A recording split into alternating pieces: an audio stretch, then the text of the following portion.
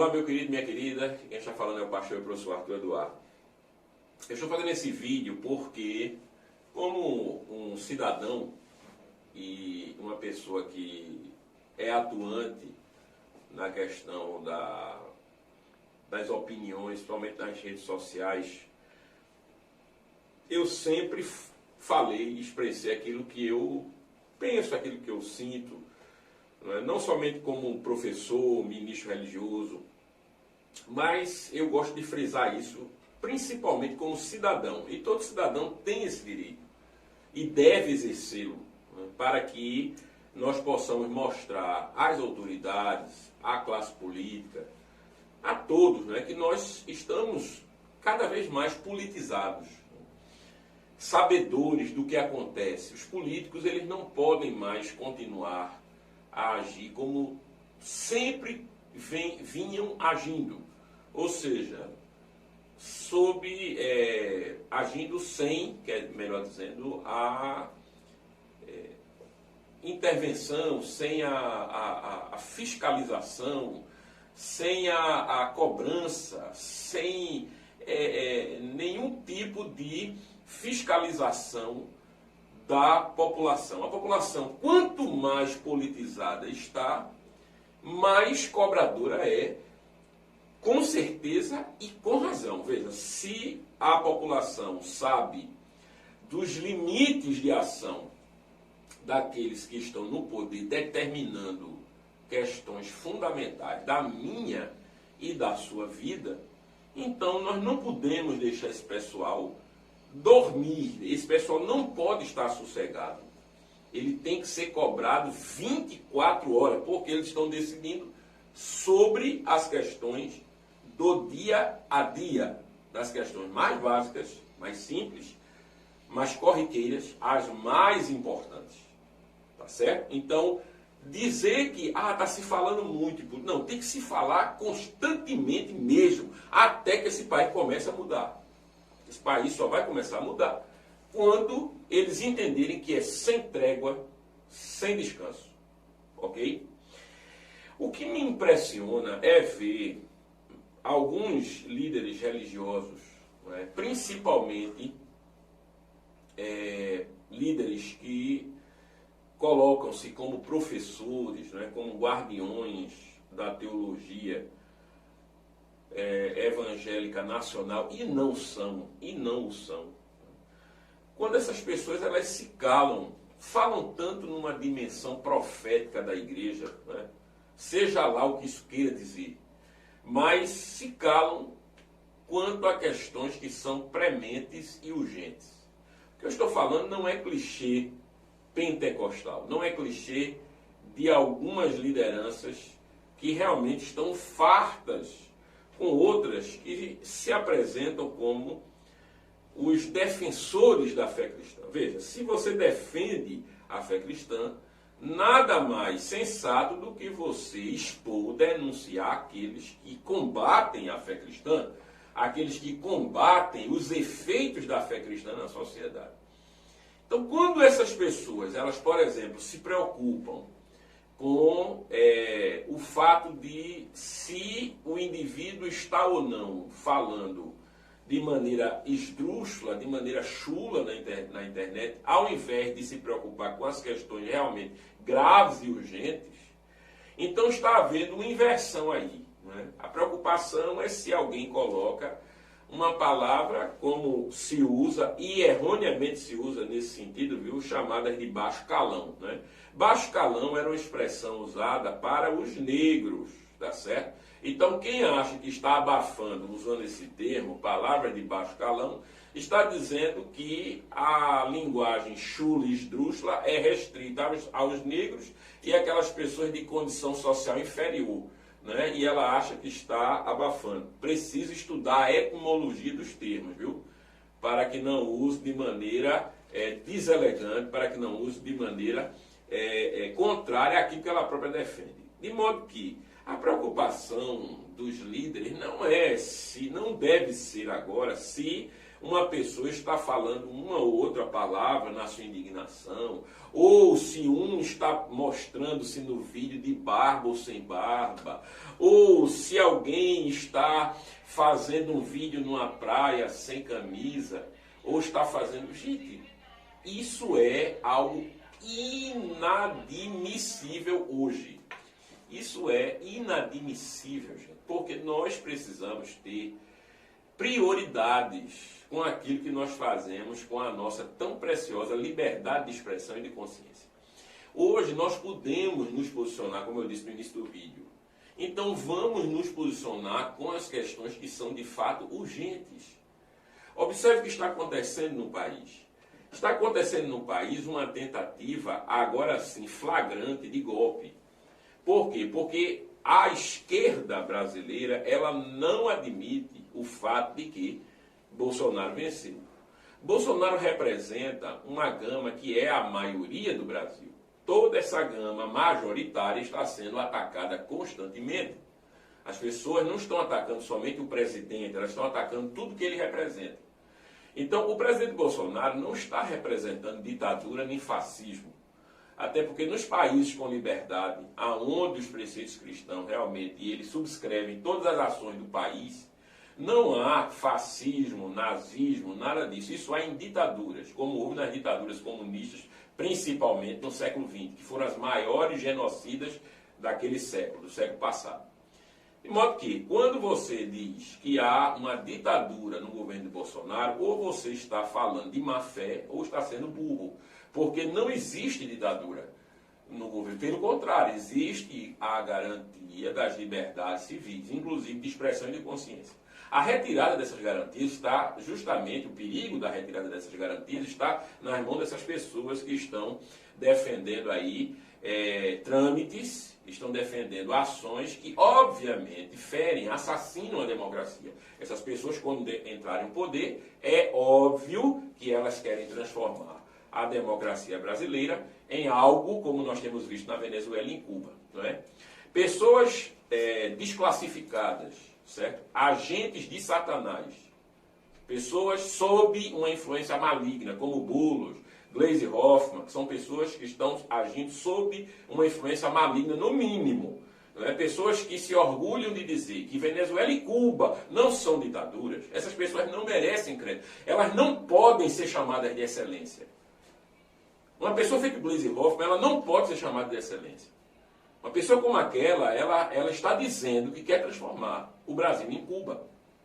Você quer matar as pessoas, ela quer matar as pessoas de fome, ela quer matar os inimigos da sua ideologia, ela quer destruir mesmo crianças, homens, velhos, mulheres. Vocês estão entendendo? E esse pessoal que está reverberando esse tema, né, professores de universidade, jornalistas, etc., eles estão cada vez mais deixando aflorar aquilo que tem dentro de si. Ou seja, eles estão dizendo que os contrários a eles precisam morrer. Vejam, a questão não é simplesmente política. Eles querem matar quem pensa de forma contrária.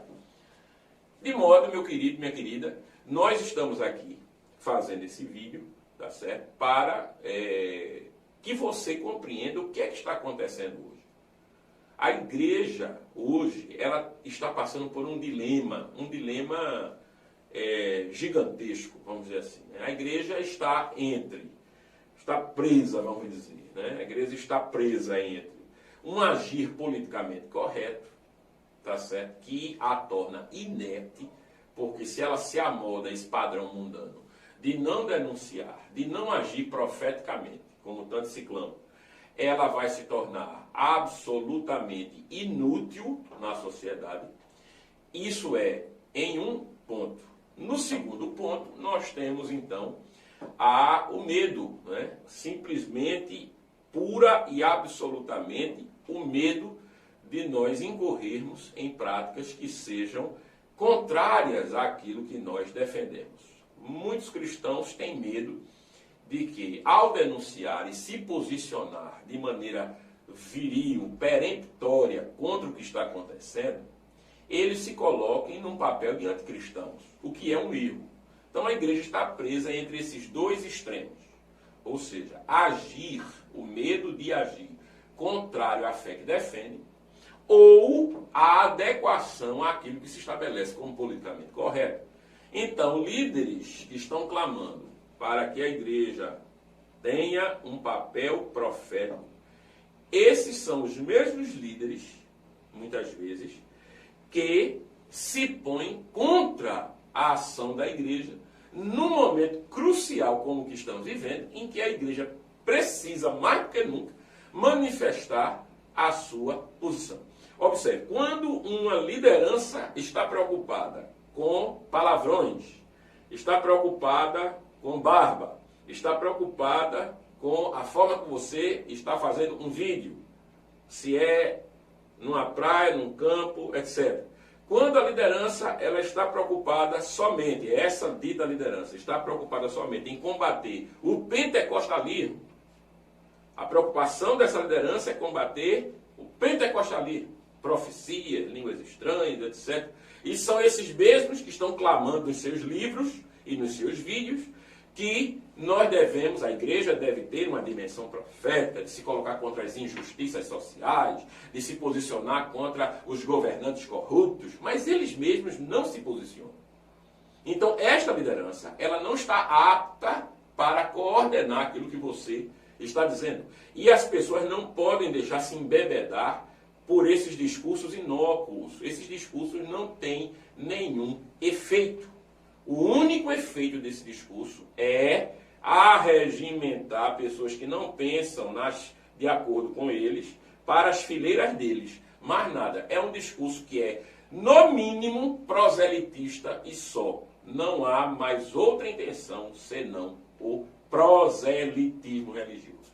Esse pessoal não está preocupado com a unidade da igreja, não está preocupado com os rumos que a nação está tomando, e vou mais além. Alguns desses até concordam com essa ideologia genocida, assassina, satânica que é a ideologia comunista, que é a base, é o substrato do pensamento socialista, do pensamento social-democrata que varreu o Ocidente.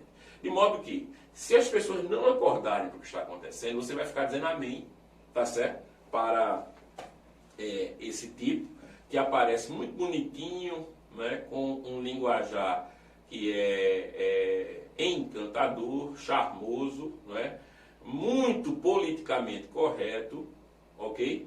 E você vai se esquecer de qual é a sua real dimensão profética.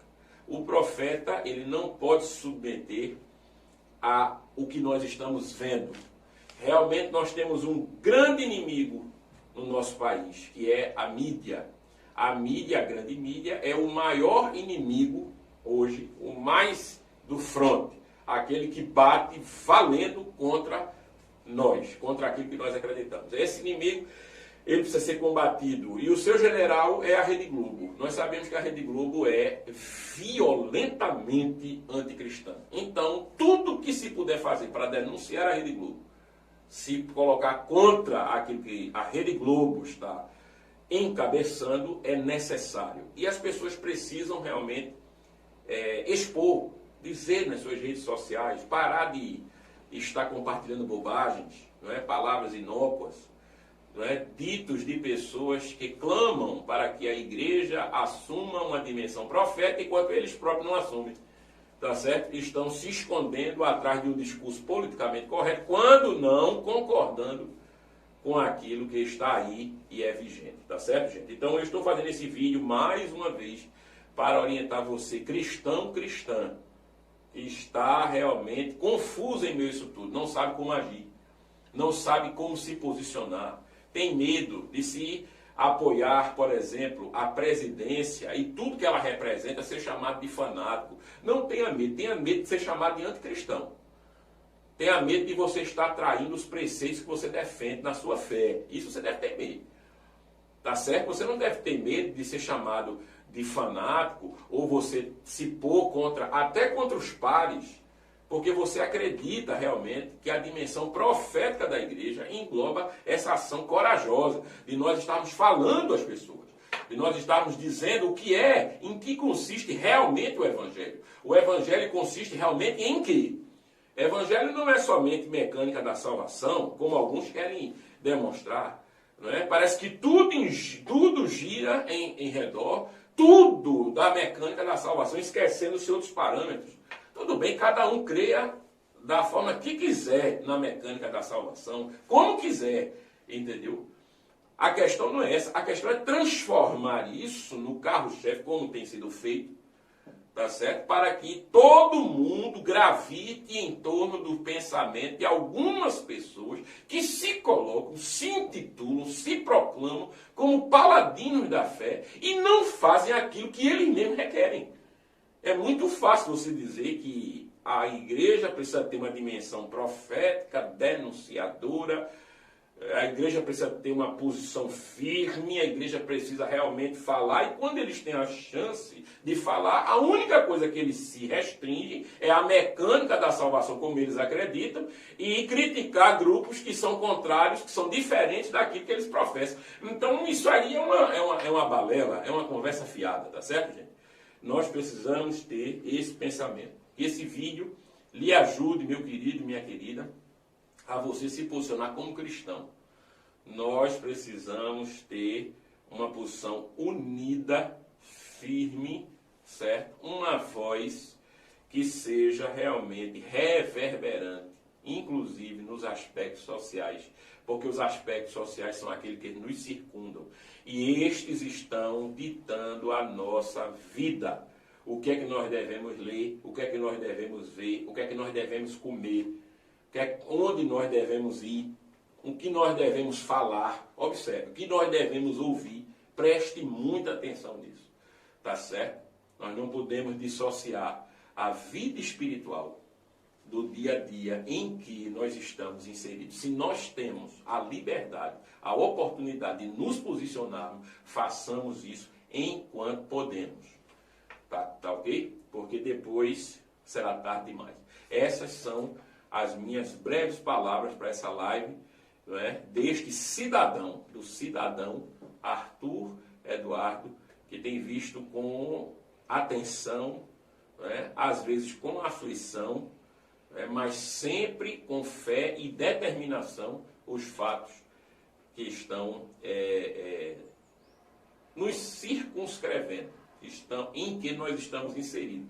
E tem se posicionado sempre que possível, né, no sentido de arregimentar pessoas realmente que pensem, não é, que pensem fora da caixa e que realmente defendam os princípios cristãos que professam, ok?